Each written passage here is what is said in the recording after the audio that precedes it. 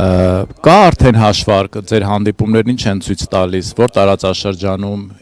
ինչպիսի մթերման կայաններ, ասենք գյուղմթերքի, մսամթերքի, քանի կայան պետք է լինի, որ ինքնաբավ լինի մեր հանրապետությունը։ Շնորհակալություն հարցի համար։ Արարատյան դաշտը կենտրոնացված կլինի մրգերի բանջարեղենի վրա, ամեն շրջան կունենա 2 կայան։ Կարևոր է, որ գյուղացին ունենա հնարավորություն 2-ից ավել 2-3 կայանի հնարավորություն ունենա վաճառել իր ապրանքը։ Դա կբերի մրցակցություն գյուղացու համար, գյուղացու բերքի համար կմրցակցեն մթերման կայանները եւ կտան շատ լավ գին։ Նաեւ մթերման կայանը մի հատ կարևոր բան ունի։ Գյուղացիները հնարավորություն կունենան տարվա սկզբից իմանան ինչ գնով են վաճառելու մթերքը, ինչ գնով են վաճառելու բերքը իրենց։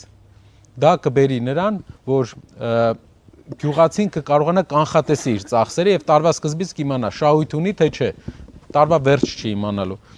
Հայաստանի Արարատյան դաշտը մրգեր բանջարեղենի համար է մթերման կայանը լինելու, իսկ մյուս շրջանները մենք ունենք անասնապահական շրջաններ, դա Գեղարքունիքի մարզը, Շիրակի մարզը, այնտեղ մթերման կայանները հիմնականում կենտրոնացված են լինելու մսամթերքի վրա եւ ինչպես նաեւ կարտոֆիլ եւ ցորենի մթերում։ Իհարկե ցորենը միակ երևի Հայաստանում ապրանքներից է, որ մթերման մեծ խնդիր չունի,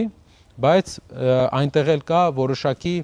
աշխատանքի կարիք, որպեսզի գյուղացիների համար ավելի հեշտ լինի մթերման կայանից միջոցները ստանա, հնարավորություն ունենա առանց վարկային պարտավորությունների